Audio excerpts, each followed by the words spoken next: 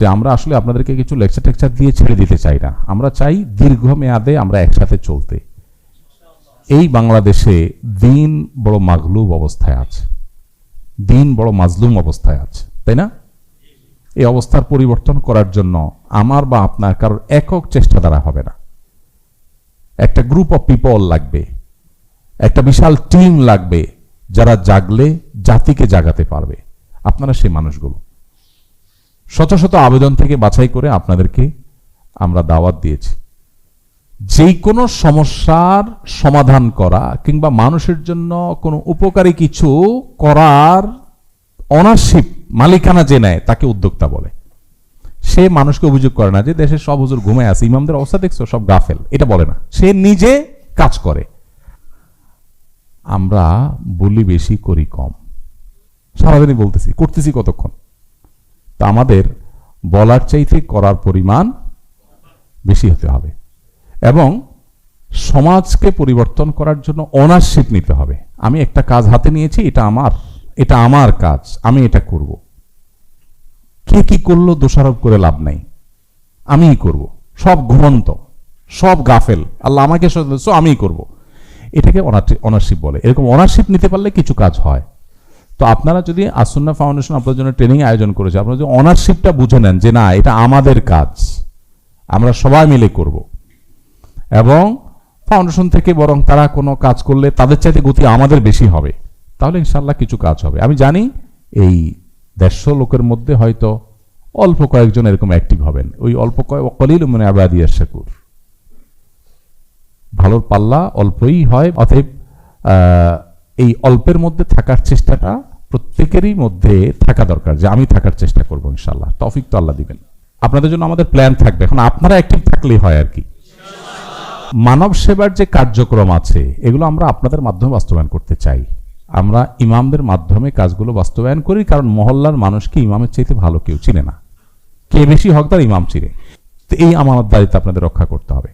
তো আপনারা সেই প্ল্যানে সাড়া দিয়ে আমাদের সাথে একাত্মতা পোষণ করে যদি আগে যান, আমরা বিশ্বাস করি এই দেশে ওলামায়ে কেরামের মুখ শুধু উজ্জ্বল হওয়া না, দিন গালেব হবে ইনশাআল্লাহ।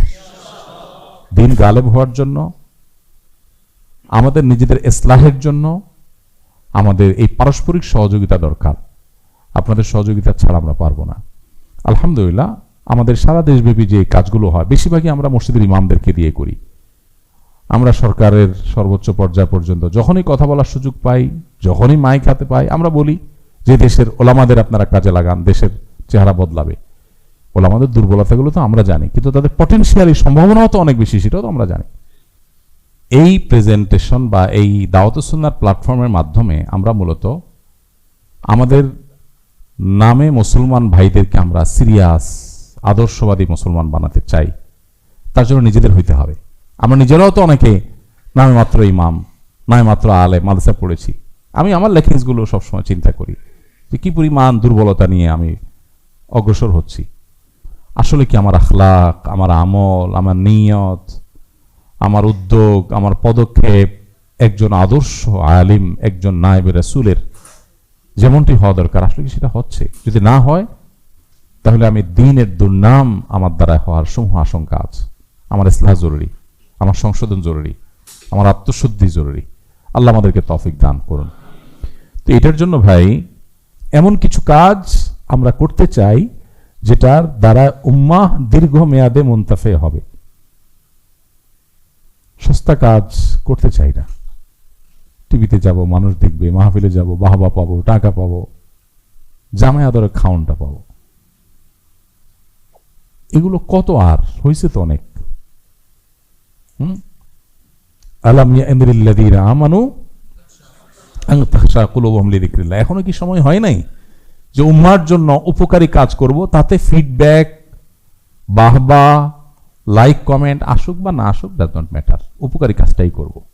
কারণ আম্মা যাবাদু ফায়াযহাবু জুফাআ ওয়া আম্মা মা ইয়ানফাউন নাস ফায়ামকুসু ফিল আরদ। ফেনা থাকবে না, উপকারিতা থাকবে। সো ফেনা করতে চাই না। বহু ফেনা করার সুযোগ আছে, আপনারা জানেন। ফেনা করতে চাই না, উপকারী কিছু কাজ করতে চাই। আপনাদের পেছনে সময় দেওয়ার উদ্দেশ্য যে আপনারা যদি এক একজন গড়ে ওঠেন, আমরা ঢাকায় বসে যারা কাজ করছি, কয়জন মিলে কাজ করতে পারবো? 18-20 কোটি মানুষের দেশ। আপনারা সবাই না জাগলে, আপনারা সবাই অ্যাক্টিভ না হলে, সমচিন্তার সমব্যথার না হলে, হাতে হাত কাঁধে কাঁধ মিলিয়ে কাজ করা না গেলে, একই জায়গায় চোখ রেখে একই সমস্যার চিহ্নিত করে সমাধানের জন্য না লাগে, কোনোদিনই অবস্থার পরিবর্তন হবে না। যুগের পর যুগ পার হচ্ছে, দিনের অবস্থা দেশে খারাপের দিকে যাচ্ছে। কোনো কোনো দিক থেকে একটু ভালো হলেও বেশিরভাগ দিক থেকে খারাপের দিকে যাচ্ছে। এর অন্যতম কারণ হলো যে আমাদের প্রচেষ্টাগুলোর ভিতরে কোনো ঐক্য নাই, সম্মিলিত প্রচেষ্টা, গোছানো প্রচেষ্টা, প্ল্যান ওয়াইজ প্রচেষ্টা নেই। তো এই যে প্রশিক্ষণে বিভিন্ন টপিকে আপনাদের সামনে প্রেজেন্টেশন দেওয়া হয়েছে, এটার উদ্দেশ্য আপনাদেরকে ক্যাপাবল করে তোলা, যোগ্য করে তোলা।